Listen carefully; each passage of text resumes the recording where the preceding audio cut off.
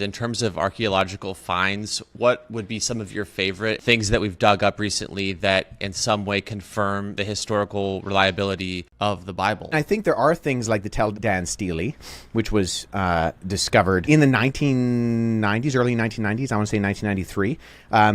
And because before that, prior to that, archaeologists were actually saying that there's no evidence of the historical David. And then you find something like the Ten Dan Stele, which consists of several fragments making up part of a triumphal inscription in Aramaic, potentially by Hazael of Aram, Damascus, who is an important regional figure in the 9th century BC. And it says in the inscription there, it mentions this phrase, the house of David. Every once in a while, you find something like a Tel Dan Stele, that just kind of gives a mention of something where archaeologists go, okay, maybe there's something more to this than we might think. There are other ones. I'm really interested in some of the seals that we've found. The Shema seal, which is from the 8th and 9th century, which has Jeroboam II mentioned in it, who is the longest reigning king of northern Israel. And he ruled over a period of unparalleled prosperity, taking advantage of a lapse in strong Assyrian control of the Levant.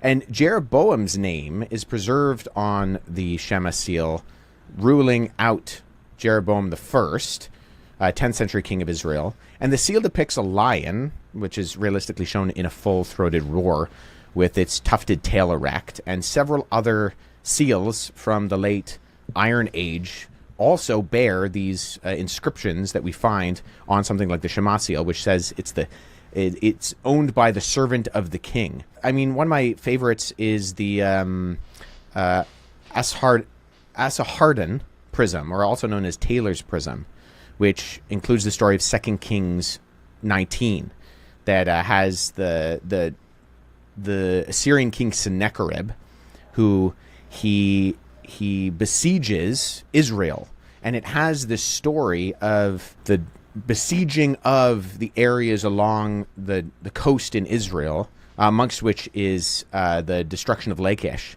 which is also on. If you go to the British Museum, you can see the Lachish relief. There's a big room which covers the walls, and it was originally in the palace of the Sennacherib.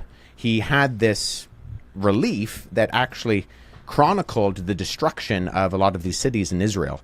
And on the 5th column in this prism, it mentions that the Sennacherib, the king of Assyria, had walled up the king of Jerusalem in his royal city, and I think it says like a bird in a cage. So, these things work in conjunction as corroborative data. I think it's very important to note, because sometimes I see people using archaeology online as this kind of silver bullet proof text. Because we found city A, and that's also mentioned in the Bible, then story A in the Bible is true. And I don't think that's the point of archaeology. The point of archaeology is to incorporate collaborative data that ultimately points to the general reliability of these stories. And we continue to find things that mention people and places and times that work to give us confidence that when we read the Bible and, these archaeological inscriptions, a lot of them, the oldest ones, talking about Old Testament things, that gives us confidence that, these things are actually talking about real places and real times and real people. And we as Christians can have confidence in that. This is a really interesting point, because I think that this same concept applies in a few different areas where the skeptic will sort of look for one single argument or one single data point to say that if that thing doesn't get you all the way there, then therefore Christianity is not true. And so I guess my question would be, how important do you think that idea of the case for Christianity being true is a cumulative case, that it is a matter of a preponderance of evidence being formed together, not some one singular, slam dunk argument or something like that? How essential is that understanding for the skeptic to come to?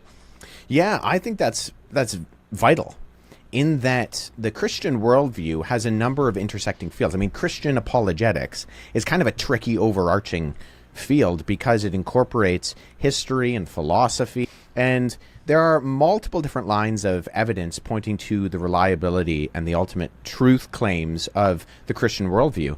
And I grant that there are certain ones that I don't find convincing that other people do.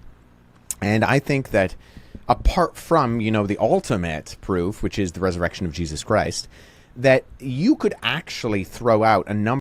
If you don't find, say, the moral argument hugely convincing, or you don't find some aspect of the historical reliability of the Gospels hugely convincing, or you don't find some of the archaeological data convincing, it doesn't invalidate your entire faith. Now, I think that a lot of those things are intercrossing with one another, and that gives us that cumulative case.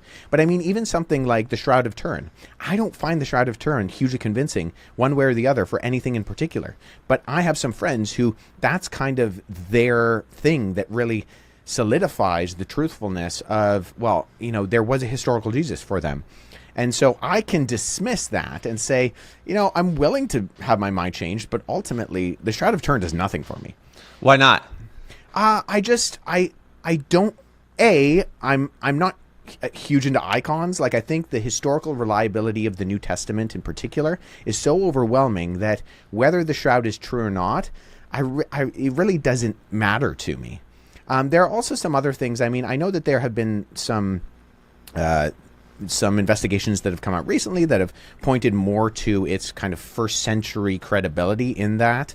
But I also, a mentor of mine had a connection at the University of Turin who wrote an article, I think it was called the Roman Scourge and the Scourging of the Son of Man, something like that, where he investigated the wounds and was an expert in Roman flagrums, and actually said that the wound marks on the Shroud of Turin aren't conclusive in terms of being corroborated to a Roman flagrum, and actually could match Middle Age whips and weaponry more accurately. But it's all these things, right? It's just the New Testament does not sit on the Shroud of Turin being reliable one way or the other.